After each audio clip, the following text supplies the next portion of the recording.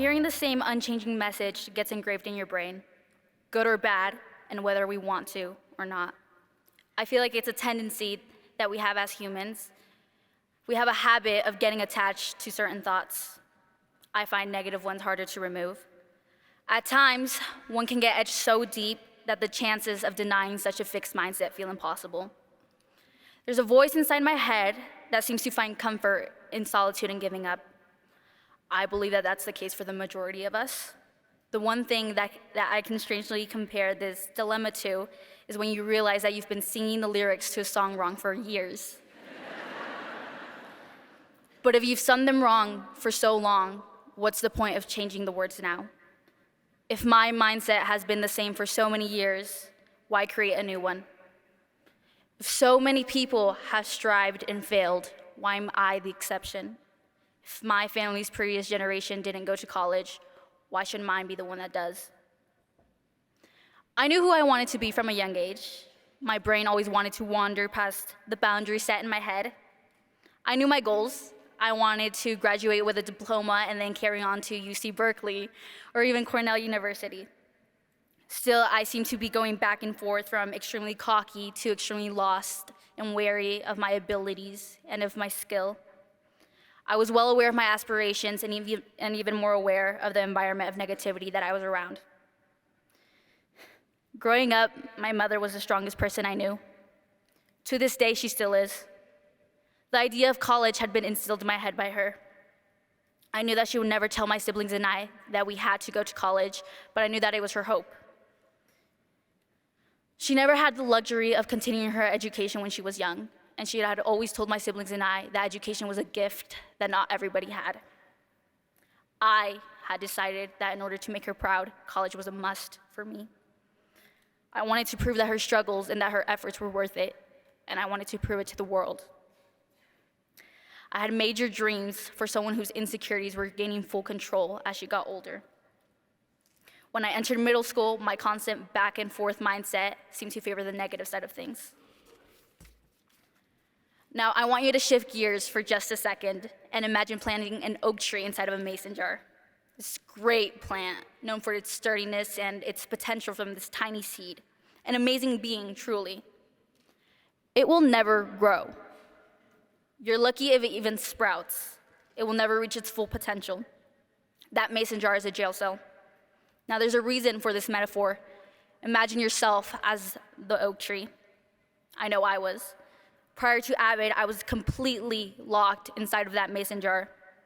It represented the gates that I had put on my imagination. I grounded myself into the belief that I was next in line to a cycle that perpetuated the idea that I didn't belong in college. That was my world before AVID, small and frail. I've since learned that locking yourself in a mindset like that is only limiting your success. I'm sorry to tell you, but if you believe that you're only capable of this much, you will only be capable of that much. And you're the only person limiting your success.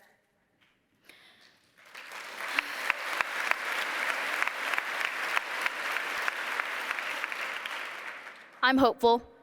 I believe hope is a word that means that you're unsure, that you don't know. Hope is the word that you use to distract yourself from the complications that you'll face. So yes, I am hopeful. AVID, the acronym that sparked my hope and the acronym that changed the course of my life. When I came to Sage Valley Middle School, they had one extra elective, an elective that's a privilege to offer, and an elective that changed my way of thinking, an elective that gave me a new perspective, a new world to explore, a new perspective about me and about my life. I was given an extra chance. I was given a new everything. I was given control of my life, of where I wanted to go with it. When I joined AVID, I like to say that I was immediately taken away my right to fail mentally. I had learned that the reason that I was so uncomfortable with change was because I had never learned what it meant. To me, the idea of change was bad. I had managed to convince myself that the only way that I could ever be above average was to be perfect. AVID had responded to this thought quite bluntly. I was wrong. All I knew was working towards perfection, and then suddenly I got told that perfection was wrong. Now, it wasn't the mastery of a specific skill that was wrong. was my reaction to it. I had learned that I would never achieve perfection if I wasn't content with what I was doing. I would never be content with anything because I wasn't content with what I wanted. I wasn't content with anything. A common misunderstanding is that AVID is solely college prep. It's life preparation. It develops your skills and your habits that are essential to progress towards your goals. AVID is personal success, whatever that might mean to you. My new knowledge of it means being satisfied with what I'm doing. Sage Valley strived to imprint confidence into its students.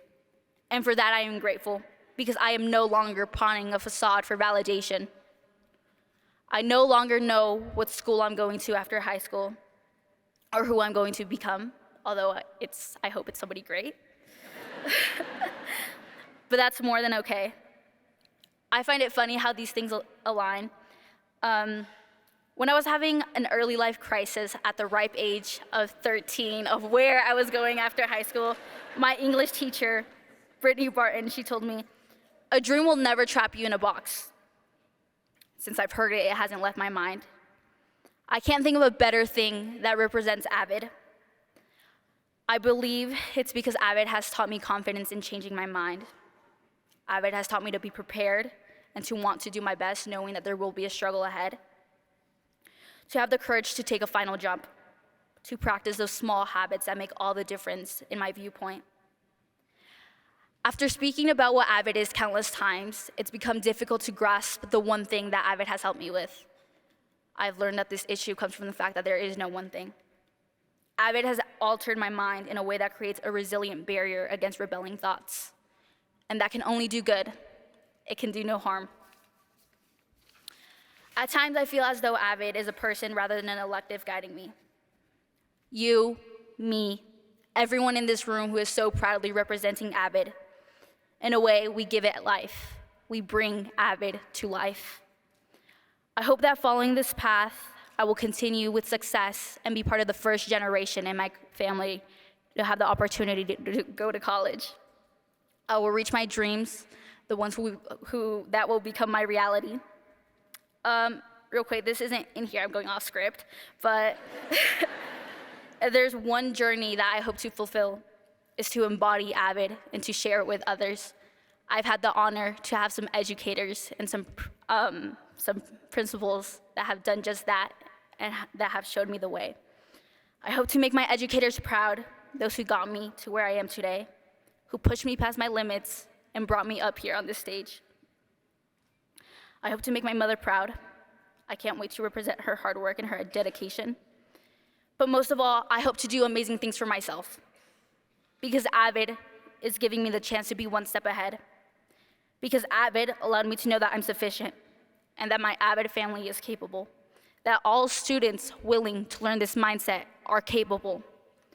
Advancement via individual determination. AVID, a skill, a will, a need, and a chance. The approach all of us need to learn to take. I am Gloria, Isabella, Pacheco Castellanos, and I am proud to be AVID.